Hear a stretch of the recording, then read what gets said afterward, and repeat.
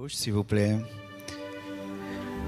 Je vous salue au nom de Jésus et merci pour l'invitation du président d'Ève à la convention de la jeunesse Yada, et que Dieu bénisse la servante de Dieu Joël Kabasele, la servante de Dieu Fifi Bilolo et le pasteur Guilain qui nous ont édifiés.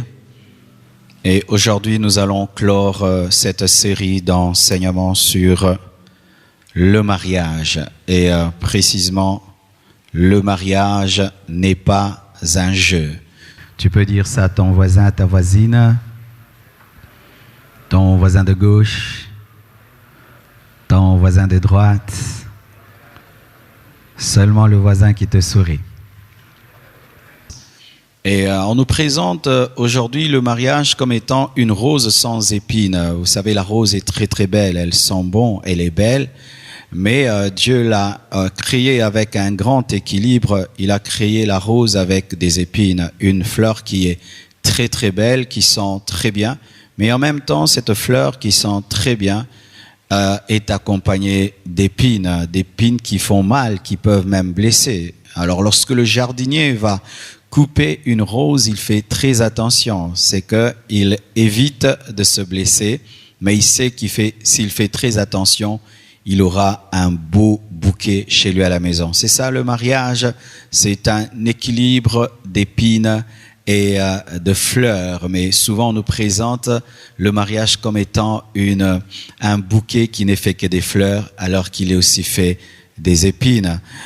Souvent on nous présente aujourd'hui le mariage comme étant une bénédiction sans épreuve, une bénédiction sans épreuve où tout ira bien du lundi au dimanche, ce sera parfait de janvier en décembre. Et beaucoup de célibataires ont cette image du mariage où il n'y a que la bénédiction mais il n'y a pas d'épreuve, une fausse image du mariage.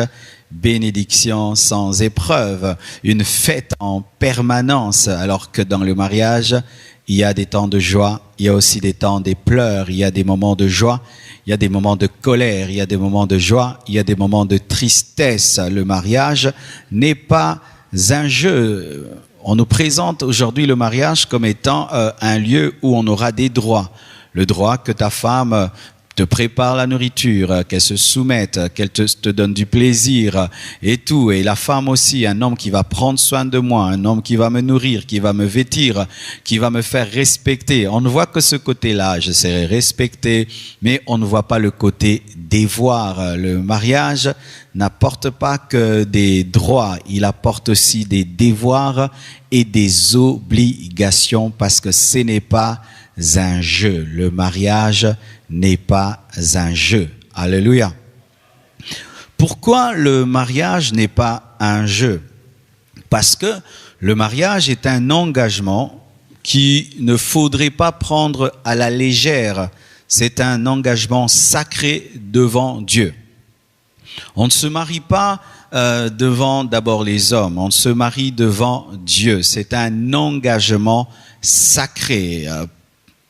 Tu ne peux pas t'engager devant Dieu sans réfléchir. C'est pourquoi la parole de Dieu dit dans Proverbe 20, verset 25, « C'est un piège pour l'homme que de prendre à la légère un engagement sacré et de réfléchir qu'après avoir fait un vœu. » Je répète, c'est un piège pour l'homme que de prendre à la légère un engagement sacré et de ne réfléchir qu'après avoir fait un vœu. C'est un piège. Le mariage est un piège lorsque tu le prends à la légère. Le mariage est un piège lorsque tu entres sans réfléchir.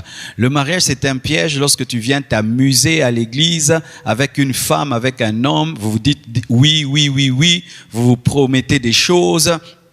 Vous chantez des chansons et vous pensez que vous êtes en train de vous amuser pour avoir des belles photos, des belles vidéos, pour porter l'alliance. Et si vous pensez que c'est ça, la Bible dit que vous êtes piégés. Vous êtes piégés.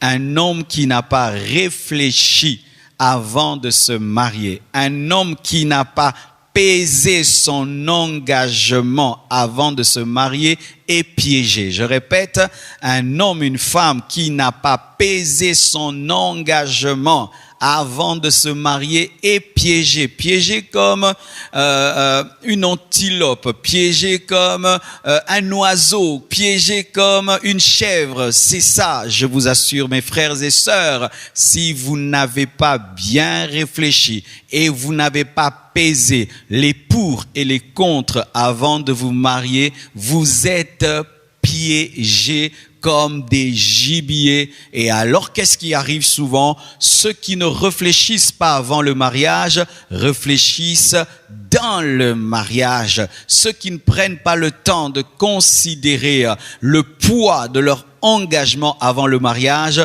vont le considérer dans le mariage, et là c'est trop tard, car Dieu maintenant sera en colère contre toi parce que tu as pris à la légère un engagement sacré.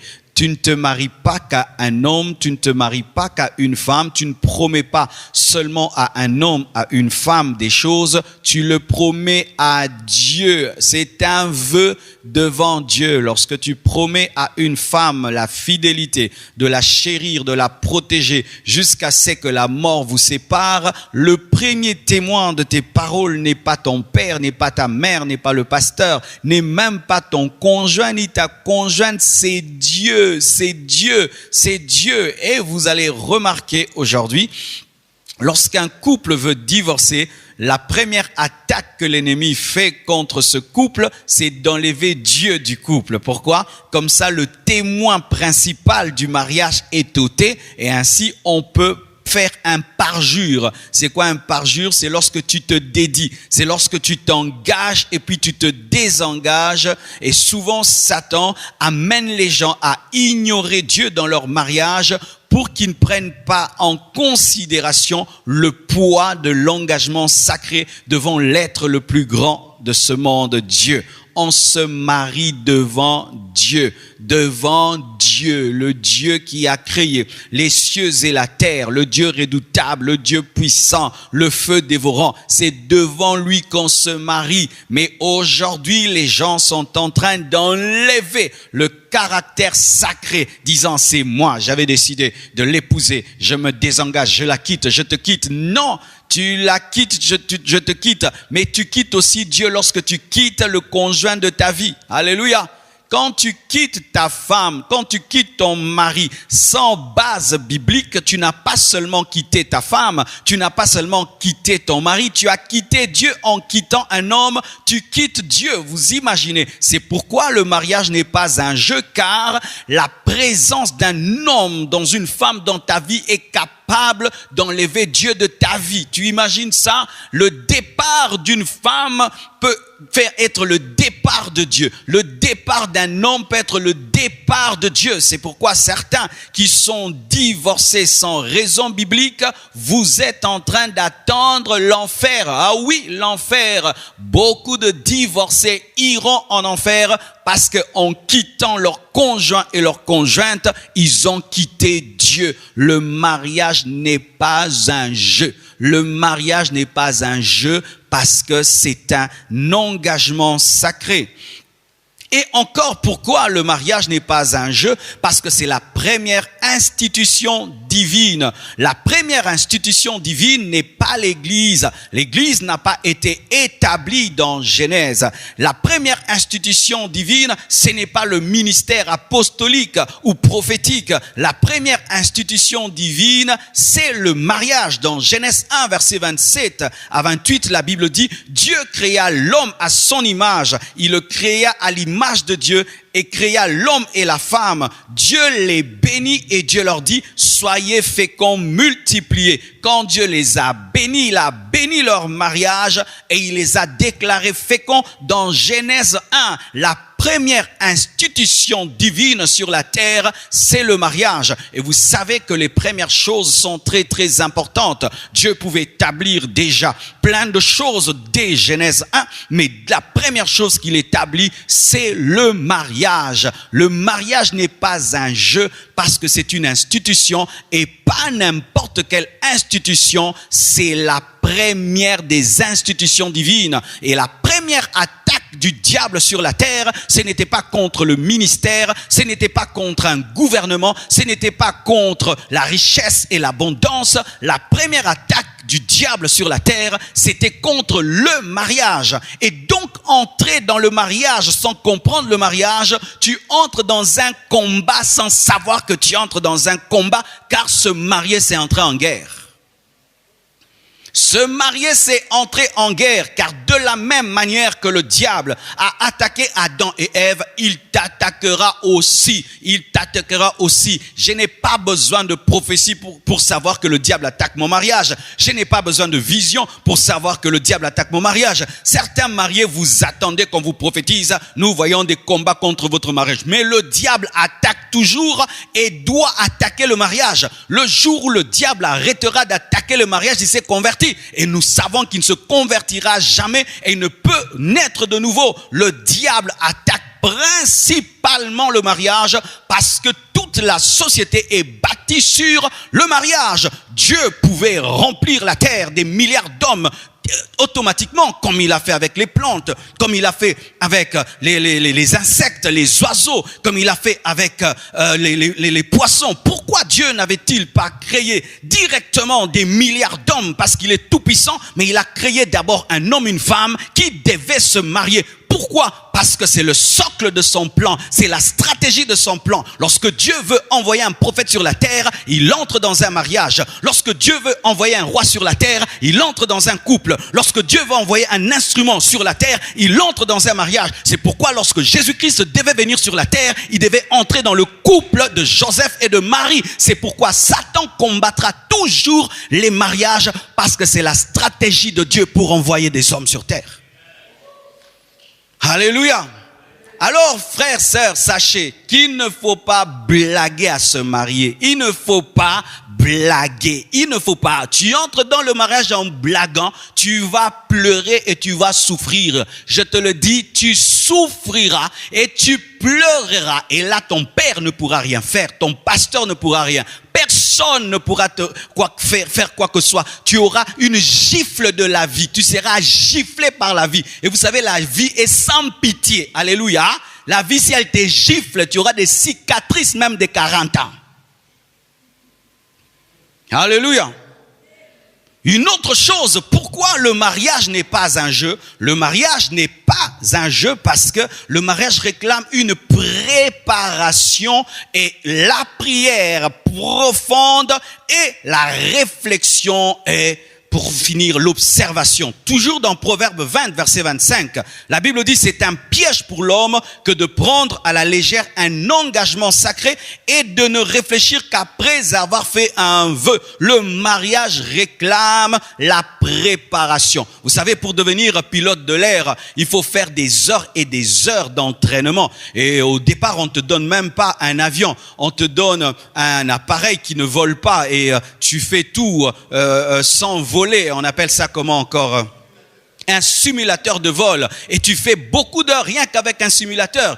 Car si tu ne peux pas faire décoller un simulateur, alors tu vas tuer les gens. Vous imaginez ça? Les hommes de ce monde ont cette sagesse qu'on ne peut pas donner une grande responsabilité à quelqu'un sans l'avoir testé et sans l'avoir préparé. Mais il y a des gens qui ne sont pas préparés à se marier, qui veulent se marier. Ils ne sont pas préparés à vivre avec une femme. Il ne s'est pas préparé à vivre avec un homme. Il ne s'est pas préparé. Il n'a pas suivi les enseignements. Il n'a rien reçu de Dieu pour vivre avec un homme, pour vivre avec une femme. Et tu veux te marier et tu te dis, j'apprendrai dans le mariage. Oui, tu apprendras, mais tu feras du mal à l'autre pendant 5 ans, 10 ans de souffrance. Et après, c'est quand il y aura la joie. Mais il peut se faire que pendant ces 10 années où tu apprenais, tu as tellement blessé le cœur de l'autre, l'âme de l'autre, que lorsque tu as appris, lui est tellement détruit qu'il ne peut même pas bénéficier de ta connaissance tardive.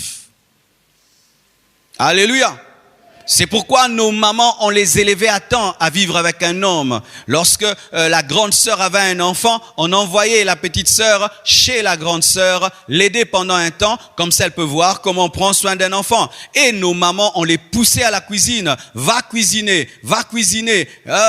On n'acceptait pas qu'il y ait une fille qui ne prépare pas. Il y avait des tours dans la maison pour cuisiner. Et même les garçons, très tôt, les papas les amenaient à être responsables. Déjà, tu as 18 ans, on te dit que tu es un homme. On envoyait des gens devenir des chasseurs à 16 ans. On avait des hommes qui devenaient des rois à 20 ans. Déjà, il sait assumer les responsabilités. Mais aujourd'hui, nous avons une génération des bébés. Des gens qui ont 30 ans mais réfléchissent comme des bébés. Des filles qui ont 30 ans qui réfléchissent comme des bébés. Elle ne sait rien faire. Elle ne sait rien faire. Elle sait que porter des habits, se faire belle, se mirer. En dehors de ça, elle ne sait pas comment on parle à un homme, on parle à une femme. Il sait rien mais il veut se marier. Tu veux faire quoi? Ce n'est pas parce que tu as la barbe que tu connais. Ce n'est pas parce que tu as une poitrine que tu connais. Attends grandir et tu feras. Oh, j'ai grandi. Tu sais quoi? Est-ce que tu t'es préparé à te marier? Et on se prépare aussi financièrement. Tu dois quitter ton père et ta mère pour penser te marier. Mais toi, tu habites chez tes parents, tu penses te marier. Tu vas amener la fille où? Chez toi, à la maison, dans ton ghetto, dans ta petite chambre là qui sent mauvais? On se prépare financièrement avant de se marier. On se prépare physiquement avant de se marier. Lorsque tu penses te marier, tu dois aller voir un médecin pour qu'il te fasse des examens. Amen, hein? Si tu es comestible. Vous avez déjà vu, on met une mangue au marché, on n'a pas testé s'il n'y a pas dedans des insectes. Toi maintenant tu te maries, tu ne te connais pas. Tu ne connais pas si ton corps fonctionne, il ne fonctionne pas. Quelle maladie, combien d'ensemble de maladies tu as, des problèmes que tu as. Maintenant tu vas découvrir dans le mariage que tu es stérile alors que tu pouvais savoir que tu étais stérile avant de te marier. Tu veux devenir une surprise. Oh non, cherche à te connaître toi-même. Connais même ton électrophoreuse. Alléluia.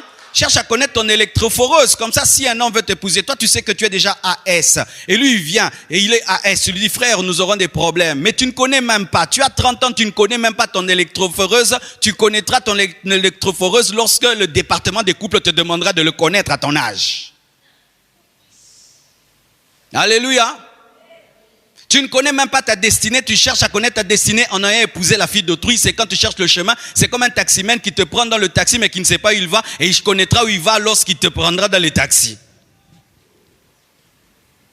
Quelqu'un qui ne sait pas où il va n'emmène personne dans sa barque.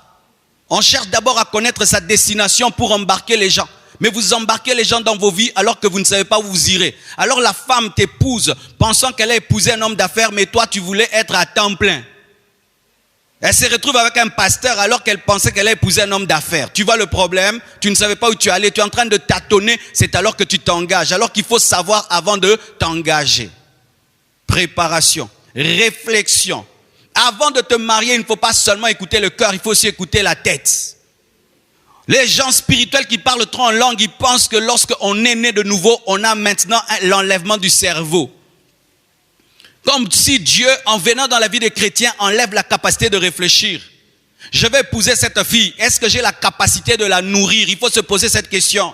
Est-ce que j'ai la capacité de payer le loyer? Est-ce que j'ai la capacité de payer l'eau? Est-ce que j'ai la capacité de payer la layette? Est-ce que je suis capable, si elle devient grosse, le premier mois du mariage, est-ce que j'ai la capacité de l'amener à l'hôpital sans quémander et demander? As-tu réfléchi sur ça? Si tu n'as pas réfléchi, la vie te corrigera. Elle te frappera. Elle te tapera des gidots et des coups de matraque. Et tu pleureras en secret. Vous m'entendez, hein? Vous m'entendez? Tu ne m'entends pas? Tu m'entendras. Cette prédication te reviendra quand tu pleureras. Le pasteur avait raison. Prépare-toi, réfléchis sur la personne que tu veux épouser. Projette-la dans ton futur et vois si elle sera capable de tenir. Réfléchis sur son comportement, observe-la. On n'épouse pas quelqu'un qu'on n'a pas observé. Alléluia. Même si ton cœur est parti, si tu n'as pas observé, ramène ton cœur dans le cœur. Dis-lui, je ne le connais pas. C'est pourquoi nous, les chrétiens, on ne se marie pas par coup de foudre. On se marie par amour et par observation et prière et réflexion. Le coup de foudre rend aveugle et les aveugles choisissent mal parce qu'ils peuvent penser que c'est du bonbon alors que c'est du savon. Tu peux tomber amoureux d'un piment et l'amour va te faire croire que le piment est sucré. Mais la vie va te révéler que le piment est pimenté, mais en retard, tu as épousé le piment pensant que c'était le sucre. Si tu n'as pas observé un homme, une femme, ne l'épouse pas. Ce n'est pas de la blague, amen, hein? Ce n'est pas un jeu, c'est dans les jeux comprendre. Tu prends seulement, le jeu on joue, hein? Quand on joue au Monopoly, tu t'en fous de perdre ou d'échouer parce que ce n'est pas la vraie vie. Mais dans le mariage, les décisions touchent la destinée. On ne se marie pas sans avoir observé. Et sans avoir observé pendant longtemps. Longtemps. Moi, j'aime pas ces fiançailles-là d'un mois. En un mois. Dans un mois, d'ailleurs, vous n'allez pas vous rencontrer tous les jours. Et donc, vous allez vous rencontrer. Certains se rencontrent que le samedi. Donc, 4 fois. Vous êtes rencontrés 4 fois et puis vous vous mariez. Tu as épousé qui? Il y a des gens qui sont des champions en hypocrisie. Champions pour cacher leurs défauts. Je vous assure, vous devez savoir qu'il y a des champions pour cacher leurs défauts. Et ils savent que tu es chrétien. Une fois que tu l'as épousé, même si tu vois ses défauts, tu ne peux pas divorcer parce que ces personnes connaissent la parole. Sachez qu'il y a des hypocrites qui savent cacher leurs défauts, leur mauvais cœur, leur tare, toutes ces choses. Et même quand tu es en train de lui parler, moi j'aime pas une femme comme ceci, j'aime pas un homme comme cela, il est en train de cacher, il n'aime pas. Et pendant 2 mois, il peut jouer à un ange. Et lorsque tu l'épouses, le démon se révèle. Le mariage réclame la préparation, la prière. On ne se marie pas sans avoir prié suffisamment. J'ai lu le livre d'un homme qui s'appelle Zacharias Tanefamoun. Il avait une église, il est mort. Et lui, il avait un principe. Sa fille ne pouvait pas lui présenter un homme sans avoir prié pendant 1 année. 1 année de prière avant de dire à papa, tel veut m'épouser. Vous voyez le sérieux. Mais toi, tu as prié combien de temps pour dire oui? On te demande la main lundi et puis tu dis mardi oui. Oh, il faut que je dise oui très vite de peur qu'il puisse aller ailleurs. Tu manques d'assurance. Tu ne connais pas le Dieu de ta destinée. Dans la destinée, celle qui est à toi est à toi. Celui qui est à toi est à toi. Mais ton problème, c'est que tu dis tellement oui vite et tu n'as pas eu le temps de prier pour entendre le nom de Dieu. Et lorsqu'on prie, on prie de manière neutre. Tu ne dois pas être subjectif et tu ne dois pas avoir une position où tu as déjà dit oui dans ton cœur et tu vas vers Dieu pour qu'il te dise s'il a dit oui ou non. Non. Lorsque tu vas poser une question à Dieu, tu ne dois pas avoir de position et tu dois te disponibiliser à recevoir un non ou un oui. Mais si déjà tu as déjà dit oui dans ton cœur, tu entendras le oui du diable. Car sachez que lorsque le diable veut détruire une destinée, il imite la voix de Dieu. Et il te parlera comme s'il est le Saint-Esprit et tu vas t'engager pensant que tu as écouté Dieu alors que tu as entendu le diable ou tu as entendu ta propre voix. Faites très attention. Dans le monde des esprits, il y a des esprits qu'on appelle les esprits religieux. Ce sont des esprits qui prophétisent. Ce sont des esprits qui donnent des oracles. Ce sont des esprits qui donnent des visions. Et ils donnent aussi des visions de mariage. Ils donnent aussi des prophéties de mariage. Ils donnent aussi des oracles de mariage. C'est quand tu épouses une personne par prophétie, mais ta vie est détruite après. Tu épouses quelqu'un par une vision, mais ta vie est détruite. Cette vision n'était pas venue de Dieu. Et faites attention, vous qui êtes tout le temps. J'ai vu. J'ai entendu. Après tout ça, après avoir vu, entendu, tu dois être capable d'observer la personne parce que Dieu ne peut pas te donner une pierre lorsque tu demandes du pain. Alléluia. Prier et tu pries jusqu'à te fatiguer. Tu dois vraiment prier. Tant que tu n'as pas sérieusement prié avant de te marier, tu ne prends pas au sérieux le mariage. Le mariage peut détruire ta vie. Il peut détruire ta destinée. Il peut détruire ta santé. Il peut détruire tous tes projets. Il peut détruire ton ministère. Il peut détruire tes finances. Il peut détruire ta joie, ta paix. Il peut tout détruire. Et quelque chose qui peut tout détruire dans ta vie, tu pries pendant 2 jours. Et puis tu dis oui à un homme. les sœurs, l'homme qui te demande la main a pris le temps de prier avant de te demander la main. Mais les hommes, lorsqu'ils ont prié pendant longtemps avant de demander la main, lorsqu'ils vont vers les femmes, ils leur donnent que 2 jours ou 1 semaine. Lui, il a eu des mois et des mois pour prier, pour t'observer. Mais lorsqu'il vient vers toi, je te donne 1 semaine. Ça, c'est un égoïste spirituel. Alléluia. Autant il a eu tout le temps. Toi aussi, tu dois avoir tout le temps. Alléluia. Donne-moi tout le temps. Il s'agit d'un engagement sérieux. Alléluia. D'un engagement sérieux. Même des fois pour prendre la décision d'étudier quelque part, la décision de voyager quelque part, les gens prennent 1 mois ou 2 mois pour réfléchir. Mais quand il s'agit du mariage, les gens prennent 2 jours, 3 jours. Vous ne prenez pas au sérieux le mariage. Alléluia. Pourquoi le mariage n'est pas un jeu? Parce qu'il n'est pas accompagné que de joie, mais aussi de peine. Vous devez le savoir, mes frères et sœurs. Chers célibataires, le mariage n'est pas accompagné que de joie. Le mariage est aussi accompagné de peine.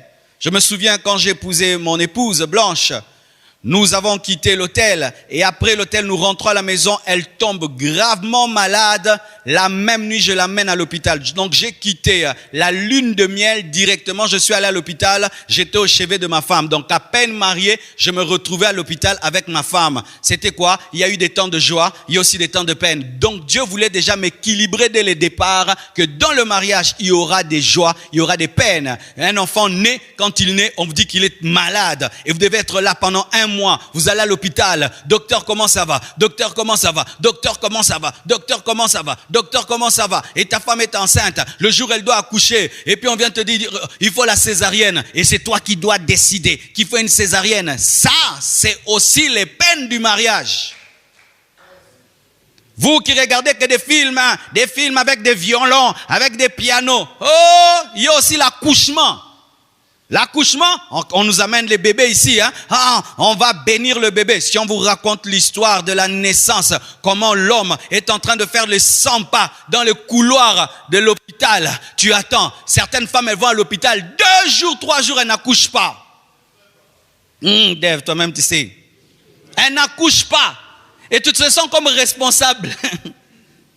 Tu ne dors pas. Il n'y a même pas moyen de rentrer à la maison. Et tu dors sur une chaise en attendant qu'elle accouche. Et les médecins viennent tout le temps te demander, donne ceci, donne cela, donne ceci, donne cela. Et des fois, certains, ils sont arrivés, on lui dit, entre la mère et l'enfant, tu dois choisir qui doit vivre. Si tu es un enfant, n'entre pas dans ces choses. Tu vas commencer à pleurer. Tu vas commencer à pleurer. En français, je suis un enfant qui t'a poussé. Alléluia. Le mariage n'est pas seulement accompagné de joie, il est aussi accompagné de peines. Des peines. Et tu peux tout faire. Il y a des peines qu'on n'évite jamais. Jamais. Jamais. Un enfant qui va à l'école et puis il échoue. C'est une peine, n'est-ce pas? Tu vas à l'école, premier de la classe, c'est tel. Deuxième de la classe, tel. Troisième, ton enfant dernier. C'est la peine. Alléluia. La peine d'éduquer un enfant, d'éduquer une fille, de la protéger des hommes bizarres. La peine. Et nous voyons cela. Lorsqu'Adam était tout seul, tout allait bien. Lorsqu'il épouse Ève, il doit subir l'influence de Ève. Et Ève lui amène des problèmes, lui amène le fruit défendu. Et lui amène des problèmes spirituels, lui amène des problèmes avec Dieu, de sorte que Adam a dit à Dieu, la femme que tu m'as donnée, quand j'étais seul, j'étais bien. Maintenant que tu m'as donné Ève, regarde, ça lui a amené des peines. Et encore, son fils Caïn tue Abel, il doit enterrer Abel, la peine. Abraham et Sarah, la peine, l'enfant ne vient pas. Belle femme, beau monsieur, mais stérilité. 1 année, l'enfant ne vient pas. La famille vous regarde. 2 ans, tu l'habilles bien, belle voiture, belle maison. 1 année, pas d'enfant. 2 ans, pas d'enfant. 5 ans, pas d'enfant. La peine. La servante de Dieu qui vous a prêché ici a fait 9 ans sans enfant. Et aujourd'hui, Dieu l'a béni avec 2 enfants. Mais si elle vous raconte les 9 ans, oh, terrible mes frères. La belle famille peut dire ceci. Et les amis disent ceci. Les gens parlent. Isaac et Rebecca aussi, la stérilité. Jacob et Rachel, stérilité. Il fallait prier pour que les enfants puissent venir. Et là encore, Jacob et Léa. Léa aime Jacob, mais Jacob ne l'aime pas. Ou tu aimes beaucoup ta femme, elle ne t'aime pas beaucoup. Tu aimes beaucoup ton mari, lui ne t'aime pas beaucoup. Toi, tu l'aimes à 100 à l'heure, lui t'aime à 20 à l'heure. Il y a cela aussi parce que dans chaque mariage, il y a toujours un qui aime l'autre plus. Et celui qui aime beaucoup, c'est celui qui souffre plus dans le mariage. Ce sont des réalités qui arrivent. La réalité de la vie, c'est cela. Le mariage n'est pas accompagné que de joie, il est aussi accompagné de peine. Même Jésus-Christ, il souffre avec l'Église. Oui, Jésus-Christ souffre avec l'Église. Avant de nous épouser, il était à la gloire de Dieu le Père, il était là dans la paix. Maintenant, il nous a épousés, il est devenu intercesseur.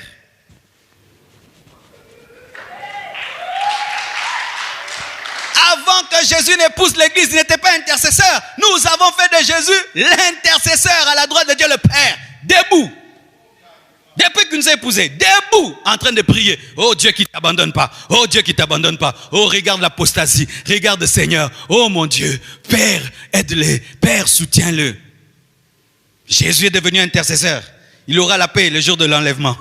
En attendant, regardez tout ce que les chrétiens font. C'est que les serviteurs de Dieu font. Ça fait mal au cœur du mari. Lui, un mari fidèle, avec une épouse infidèle. Si toi, tu épouses l'Église, tu peux mourir. Mais regardez le mariage de Jésus. La joie et la peine. Quand il y a de nouveaux convertis, Jésus est heureux. Mais quand nous commettons des dégâts, des scandales, son cœur est en train de pleurer. Le mariage est accompagné de joie. Il est aussi accompagné de peine. Regarde, tu n'as pas d'enfants, tu pries que Dieu te donne des enfants. Et puis les enfants naissent. Maintenant, qu'est-ce qu'il faut? Il faut qu'ils mangent. Il faut qu'ils étudient. Il faut qu'ils finissent des études. Après, il faut qu'ils travaillent. Après, il faut qu'ils se marient. Après, il faut qu'ils aient des enfants. Donc, s'ils n'ont pas tout ça, tu as la peine. Et c'est ainsi que tu vois un papa, il est triste. Pourquoi? Sa fille n'a pas d'enfant. Ou sa fille ne travaille pas. Son grand garçon ne travaille pas. Il avait la joie quand il était tout seul. Mais comme il a engendré quelqu'un, cette personne doit réussir pour que lui aussi soit dans la joie. Alors si vous n'êtes pas prêt à tout ça, ne vous mariez pas. Alléluia.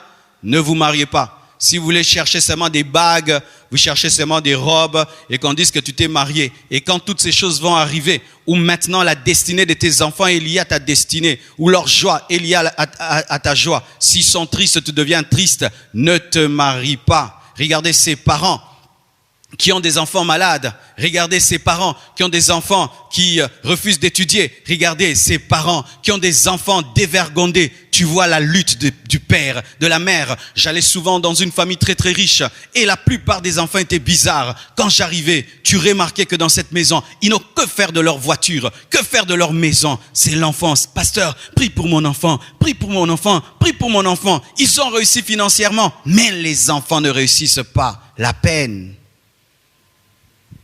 Tu n'es pas prêt à une telle vie.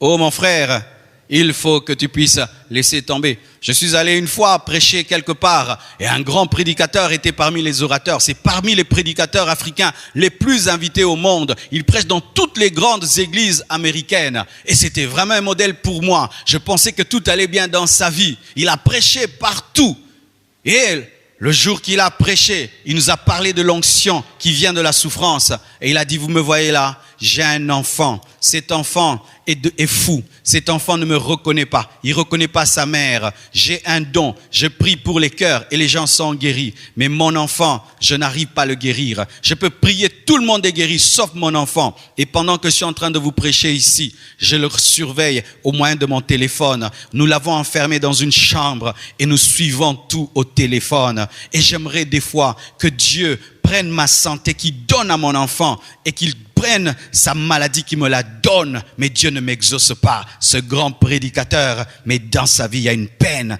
un enfant qui est malade. Alléluia. Vous voulez fuir? C'est la vérité. Amen. Hein? Parce qu'on prêche trop mal le mariage dans les églises. On présente que les roses. Ah, une femme, une jolie femme. Quand tu te maries, les bénédictions. Non. On ne parle pas des épreuves. Alors que dans la Bible, on met un équilibre entre les bénédictions et les épreuves qui sont liées au mariage. Pourquoi encore le mariage n'est pas un jeu? Parce qu'il est dangereux. Dis à ton voisin, le mariage est dangereux. Oh, dis-lui bien. Le mariage est dangereux et difficile. Le mariage n'est pas facile, qu'on ne vous mente pas. Le mariage est dangereux et il est difficile quand on ignore avec qui on se marie ou quand on fait un mauvais choix. Quand on fait un mauvais choix, le mariage est dangereux. Quand on fait un mauvais choix, le mariage est très difficile. Imagine, tu épouses un homme qui ne pardonne jamais. Tu t'imagines ça? Vous savez qu'il y a des gens qui ne pardonnent jamais? Vous savez qu'ils existent? Il y a des gens qui ne pardonnent jamais. Ils viennent à l'église, ils parlent en d'autres langues. Mais lui, il peut te rappeler un tort que tu as fait il y a 20 ans. Avec précision, heure et date. Ah oui, ils sont là.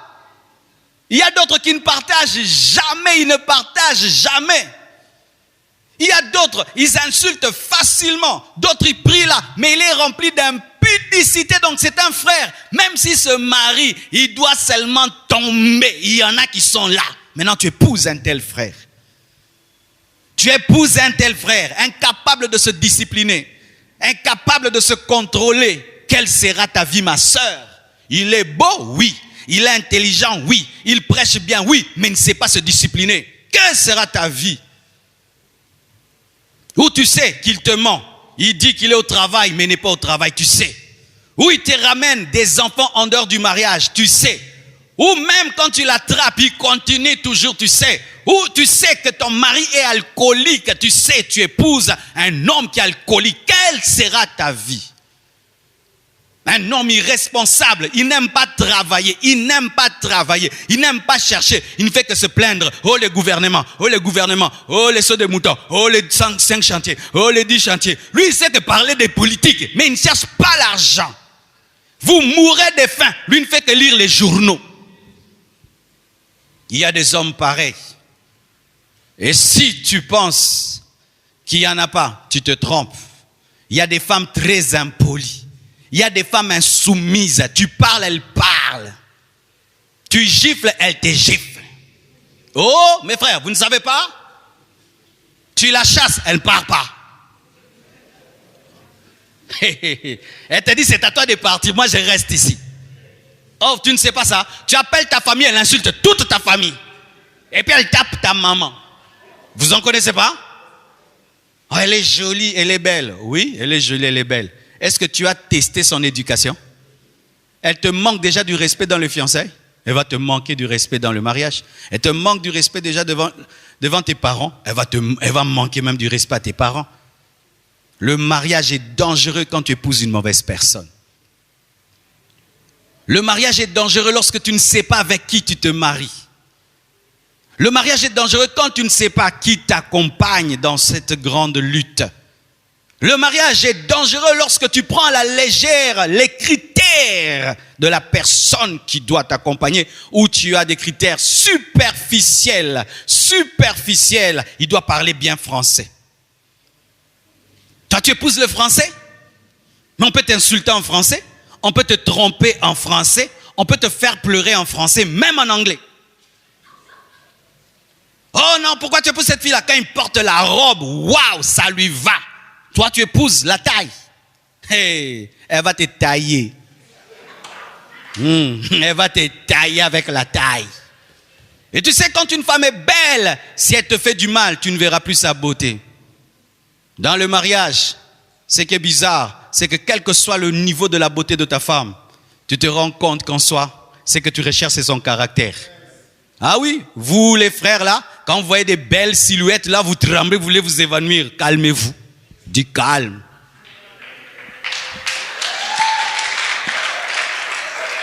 Calmez-vous, calmez-vous. Mettez même des glaçons, calme.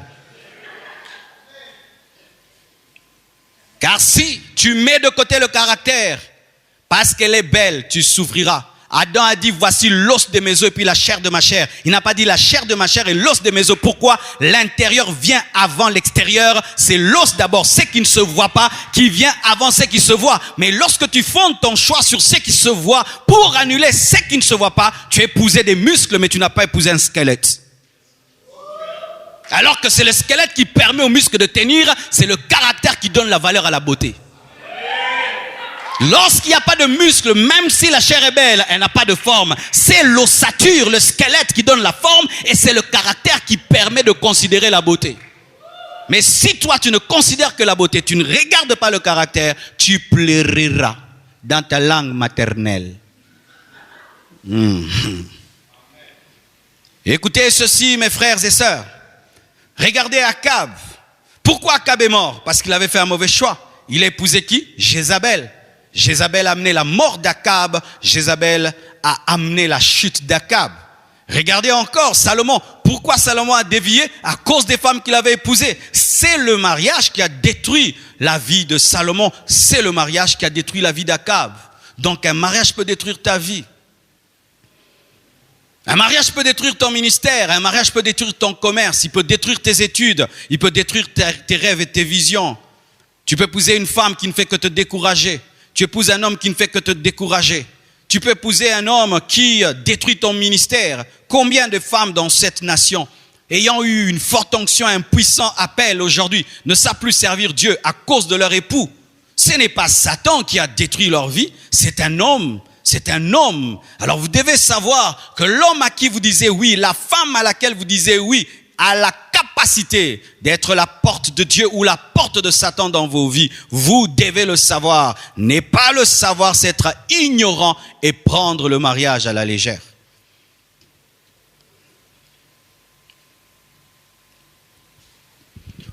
Le mariage, pourquoi il n'est pas un jeu? Parce que Dieu prend très au sérieux le mariage. La première personne qui prend le mariage au sérieux, ce n'est pas ton père, ce n'est pas ta mère, ce n'est pas le pasteur, ce n'est pas ta femme, ce n'est pas ton mari, c'est Dieu lui-même. Dieu prend très au sérieux le mariage. Même si vous êtes mariés, vous deux, avec un seul homme de Dieu, il n'y avait personne. Quand vous engagez de vous marier, c'est pour la vie. Vous savez, j'ai déjà béni un mariage sur Skype.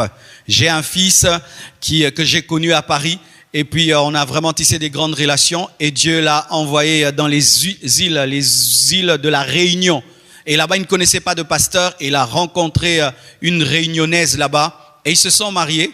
On a fait un culte en Skype, il y a de cela 3 ou 4 ans et je les ai prêchés sur Skype au travers d'un écran et puis je les ai bénis et je les ai fait porter les alliances et ils respectent cet engagement comme s'il y avait des gens. Ils étaient eux deux dans la chambre, mais ils sont mariés. Pourquoi Dieu était là? Alléluia.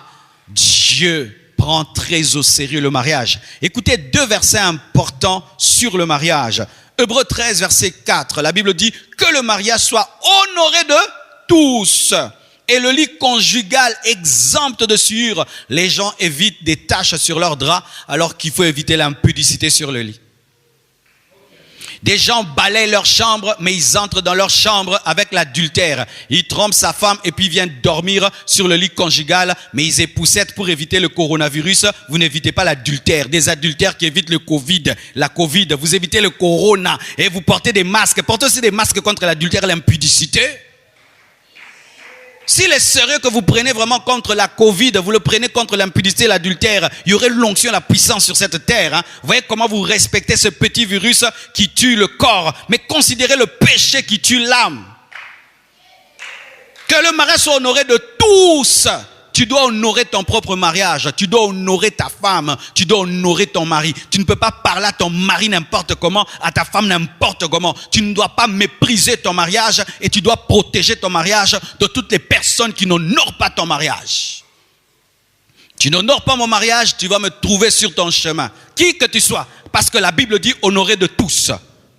Ton père doit honorer ton mariage, ta mère doit honorer ton mariage, ton pasteur doit honorer ton mariage. Dans cette église, lorsque seulement une jeune sœur est mariée, il y a une autre manière de la traiter. Nous devons respecter que maintenant, cette jeune sœur est mariée. Ça te dit, pasteur, je dois rentrer à la maison parce que mes enfants m'attendent, mon mari m'attend. Maman, il faut partir. Pourquoi? Il faut honorer le mariage. Mais si déjà toi-même tu n'honores pas ton mariage, personne ne va honorer ton mariage. Si toi-même tu méprises ton mari, personne ne va honorer ton mari. Si toi-même tu méprises ta femme, personne ne va honorer ta femme. Beaucoup de conjoints ne sont pas respectés parce que leur propre conjoint ne les honore pas. Si tu traites ton mari comme un roi, tout le monde va le traiter comme un roi. Si tu traites ta femme comme une reine, tout le monde va traiter comme la reine. Mais si tu l'insultes, tu méprises ton mari, tu lui manques du respect, tout le monde le touchera. Souvent dans les belles familles, quand est-ce qu'on touche l'autorité de l'homme ou de la femme? C'est lorsque toi-même tu méprises ta femme, tu méprises ton mari. La Bible dit, car Dieu jugera les impudiques et les adultères. Lorsque tu es adultère et impudique, Dieu te jugera. Même si ta femme t'a pas attrapé, même si ton mari t'a pas attrapé, tu seras jugé. Les adultères iront en enfer, les impudiques iront en enfer. Et en ce temps de la fin, il faut le dire. Mon frère, toi, tu es champion quand tu trompes ta femme, tu es champion quand tu trompes ton mari. Personne ne t'attrape, tu es sans trace, sans trace. Tu laisses toujours des traces devant Dieu. Dieu jugera les adultères, Dieu jugera les impudiques. Même si la loi, aujourd'hui, on n'est plus dur avec l'adultère, on n'est plus dur avec l'impudicité. Il y a même des femmes qui comprennent l'adultère de leur mari. Tu peux me tromper, mais il faut me respecter. Tu peux me tromper, mais tu dois dormir à la maison. Tu peux me tromper, mais dans les fêtes, nous deux, des bêtises, des bêtises. Ça c'est quoi, maman? Maman, c'est quoi que vous permettez maintenant? Tu peux me tromper. Prends toutes les copines du monde, mais moi je suis la première dame. Prends toutes les petites copines du monde, mais moi c'est mon nom qui doit être sur les documents des parcelles. Vous aimez tellement les maisons, les parcelles, et vous aurez le sida. Tu laisses ton mari vivre dans l'impudicité, dans l'adultère, pourvu seulement que ton nom soit sur les documents. Dieu dit qu'il jugera les adultères et les impudiques. Malachie 2, verset 16, la Bible dit, car je hais la répudiation. Dieu a de la haine pour le divorce. Dieu a la haine pour le divorce. Même si aujourd'hui le divorce est devenu un jeu, même dans les églises, les gens divorcent. Des chrétiens qui divorcent, des serviteurs de Dieu qui divorcent. Et on rigole. J'ai divorcé, je suis sorti de cette prison. Maintenant je refais ma vie. Dieu a de la haine pour la répudiation. Le divorce, c'est un échec. Le divorce, c'est un échec. Et échouer dans le mariage, c'est déjà échouer la moitié de sa vie. Divorcer, c'est déjà rater le 50% de sa vie. Même si tu continues à avoir de l'argent, tu continues à avoir le succès, tu as raté 50%. Dieu a la haine du divorce, dit l'Éternel, le Dieu d'Israël. Et celui qui couvre de violence son vêtement, dit l'Éternel des armées. Dieu a la haine. Lorsque tu penseras un jour divorcer, vois le visage de Dieu en colère. Lorsqu'un jour une pensée de divorce viendra en toi, vois Dieu. Il n'est pas dans la joie. Il n'est pas en train de te délivrer d'un mauvais mari, d'une mauvaise femme. Il est en colère. Pourquoi? Tu lui avais fait un vœu. Il ne t'avait pas obligé d'épouser cette femme. Il ne t'avait pas obligé d'épouser cet homme. C'est toi-même. C'est toi-même qui l'a amené. Et puis demain, Seigneur, je n'en veux plus. Dieu ne t'a pas obligé. Personne ne t'a amené ici, devant, lié, ligoté, enchaîné. Et qu'est-ce qui arrive? Vous vous engagez librement tout seul. Et lorsque vous voulez divorcer, les serviteurs de Dieu s'opposent à vous. Nous devenons vos ennemis. C'est toi qui nous as présenté cette femme. Et maintenant, nous nous opposons à ton divorce. Tu es en colère contre nous.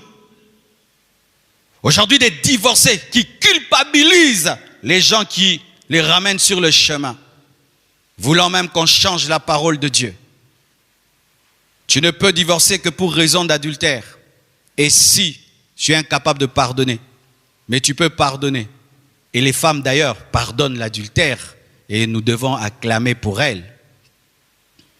Tu ne peux divorcer que si ta vie est en danger. L'autre veut te tuer. Pas en pensée, il y a vraiment des preuves qui veut t'éliminer. Là, tu en sors pour sauver ta vie. Tu ne peux divorcer que si l'autre ne supporte pas ta foi. Il te quitte et il se marie. Et tu es libre, dit la parole de Dieu. Mais dire que non, je ne le sens plus, depuis que je l'ai épousé, ma vie ne va plus bien, depuis que je l'ai épousé, tout est bloqué, son caractère, son comportement, ma famille ne l'aime pas, tout. Non, tu restes avec ta femme, tu restes avec ton mari. Pourquoi le mariage n'est pas un jeu? Parce qu'il engendre des droits, mais aussi des devoirs et des responsabilités.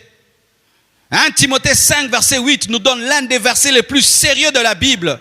Si quelqu'un n'a pas soin des siens, et principalement de ceux de sa famille, il a renié la foi et il est pire qu'un infidèle. Je répète, si quelqu'un ne prend pas soin de ses enfants, de sa femme, de son mari, il a renié la foi et il est pire qu'un païen.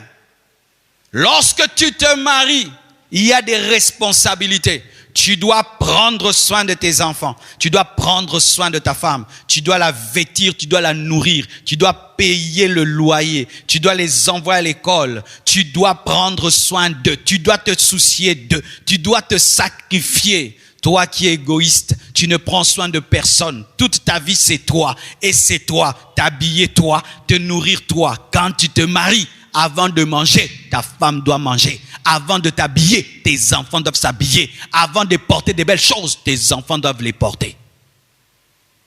C'est quand vous voyez un homme, il quitte la maison, il ne laisse rien, mais il va manger dans un restaurant à côté du travail. Il est habillé très cher, sa femme est en néant. Habillé très cher, belle voiture, ses enfants vont à pied. Pire qu'un infidèle, un païen, un irresponsable. Tu as des voitures, tes enfants vont à pied. Tu as des voitures, ta femme marche à pied. Tu es bien habillé, bien parfumé, des beaux téléphones. Mais regarde le téléphone de ta femme. Regarde les habits de tes enfants. Tu manges dans des hôtels très chers et tu laisses le pondou et le riz à la maison. Un irresponsable. Et de telles personnes commencent à être pareilles avant le mariage. Avant le mariage. On discerne l'égoïsme d'un homme avant le mariage. Dans des toutes petites choses. Toutes petites choses.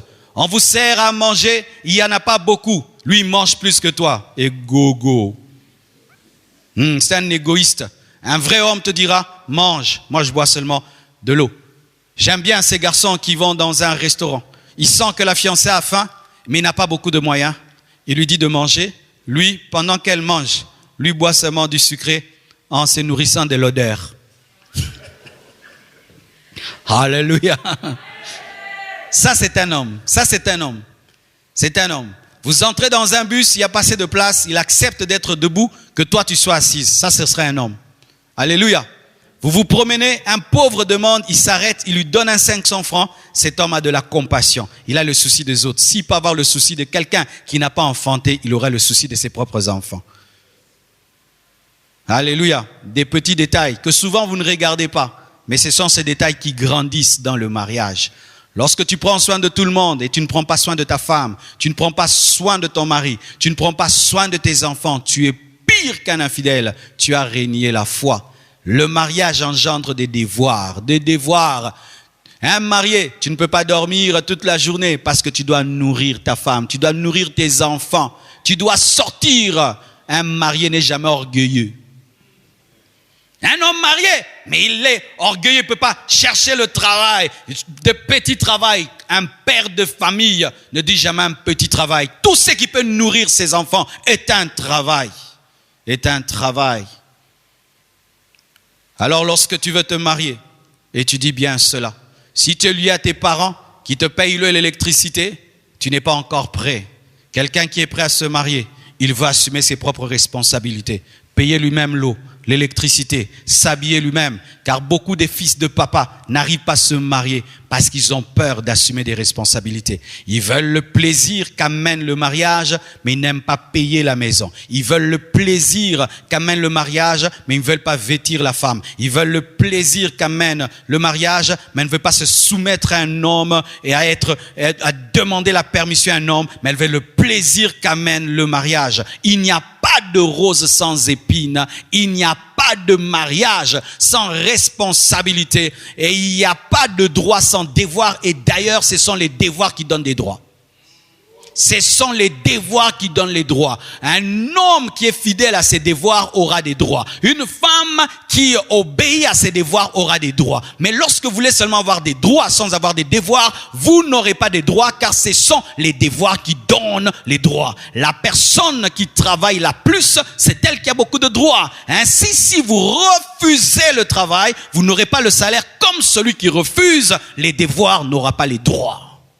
Tu veux être respecté par ta femme, assume tes responsabilités. Tu veux être respecté par ton mari, assume tes responsabilités. Mais quand vous êtes des irresponsables, vous allez dans le mariage que pour prendre, pour avoir, qu'on prenne soin de toi, qu'on te nourrisse, qu'on t'habille, que ta femme prenne soin de toi, qu'elle qu'elle te prépare. Mais tu n'as pas la notion de la responsabilité. Tu souffriras. Alléluia. Pourquoi le mariage n'est pas un jeu? Le mariage n'est pas un jeu parce qu'il est réservé aux grands. Alléluia. C'est un film enfant non admis. Le mariage n'est pas pour les enfants. Lorsque tu regardes ta télévision et tu vois là-bas on a dit pas pour les enfants, du coup tu dis les enfants partez, et même toi-même tu es chrétien, tu dis ce film je ne regarde pas parce qu'il y aura des choses bizarres. Sachez aussi que le mariage, ce n'est pas pour les immatures. À 4 niveaux. Si tu es immature dans ton corps, tu ne peux pas te marier. Ton corps doit être mûr pour se marier. Parce que dans le mariage, il y a les enfants qui doivent venir et ton corps doit être mûr pour cela. C'est qu'il faut, il y a un âge pour se marier. Les enfants dans le corps ne peuvent pas se marier. Il faut atteindre une maturité sexuelle pour se marier. Mais pas seulement une maturité physique. Il faut aussi une maturité psychique, psychologique. Tu dois avoir les nerfs solides. Hein? Alléluia. Tu dois avoir les nerfs solides. C'est-à-dire que ton intellect, ta manière de penser, de réfléchir doit grandir pour te marier. Tu dois aussi avoir la maturité spirituelle parce que il faut la sagesse de Dieu pour gérer une femme, gérer un homme, gérer des enfants, gérer un foyer. Si tu n'as pas la maturité spirituelle, tu détruiras de tes propres mains ton mariage comme un insensé. Et il faut avoir la maturité sociale, financière, c'est-à-dire que tu dois être indépendant de tes parents, indépendant de tes amis, indépendant de tes relations sur le plan financier et matériel pour te marier. Tant que tu es dépendant financièrement, dépendant matériellement de qui que ce soit, tu ne peux pas te marier parce que ce sera le mariage de ton père, le mariage de tes amis. Ce ne sera pas ton mariage. Chaque fois que tu auras des problèmes financiers, tu vas courir vers ton père, courir vers tes amis et ce sont eux qui vont porter ta responsabilité. C'est pourquoi, remarquez, Jésus-Christ pouvait commencer son ministère à l'âge de 12 ans. Il a commencé son ministère à l'âge de 30 ans et c'est à 33 ans qu'il a donné la dot. Alléluia. C'est à 33 ans que Jésus-Christ a donné la dot pour épouser l'église. C'était immature. Adam et Ève n'étaient pas des enfants parce que Dieu leur a dit soyez féconds. Et qui sont féconds? Ce sont des adultes. Alléluia. Ce n'étaient pas des enfants. Et lorsque Isaac devait se marier, Abraham qui était vieux a pris Éléazar qui était le plus vieux pour choisir une femme. Pourquoi? Il faut de la maturité pour choisir. Le mariage n'est pas pour les enfants. Tu peux avoir la maturité physique, mais spirituellement tu es immature, ne te marie pas. Tu peux avoir la maturité physique, mais psychiquement tu es un enfant, ne te marie pas. Tu peux avoir la maturité spirituelle, mais financièrement tu n'es pas autonome, ne te marie pas. Ce n'est pas parce que tu parles en langue, que tu connais la parole, les écritures, que tu dois te marier, parce qu'il faut payer l'eau, l'électricité. Ce n'est pas avec des feuilles de la Bible, mais c'est avec un salaire. Lorsque ces maturités ne sont pas mises ensemble, il y a toujours un déséquilibre. Il faudrait que ton corps soit mûr. Il faudrait que ton psychique soit mûr. Il faudrait que ton esprit soit mûr. Il faudrait que socialement tu sois indépendant. Je ne parle pas d'être riche. Non, je ne parle pas d'être riche. Souvent les gens me comprennent mal. Moi-même, je ne me suis pas marié en étant riche. J'avais le strict minimum pour payer ma maison, manger, payer l'eau et l'électricité. Je n'étais pas riche. Je ne peux pas dire qu'il faut être riche pour se marier. Mais il faut être indépendant. Alléluia. Être indépendant. Capable toi-même de te nourrir au moins une fois par jour. Capable toi-même de t'amener à l'hôpital. Capable toi-même de régler tes problèmes financiers. Sinon, tu vas devenir un mendiant dans le mariage.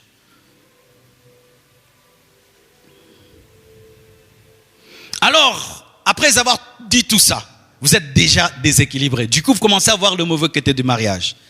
Écoutez ceci, mes frères et sœurs. Si j'ai beaucoup tapé sur les épines, c'est parce qu'on présente beaucoup la rose. Mais la vérité, la voici, c'est que dans le mariage, il y a beaucoup de joie, mais aussi beaucoup d'épreuves. Il y a beaucoup de paix, mais aussi beaucoup de combats. Il y a beaucoup de bénédictions, mais aussi beaucoup de luttes.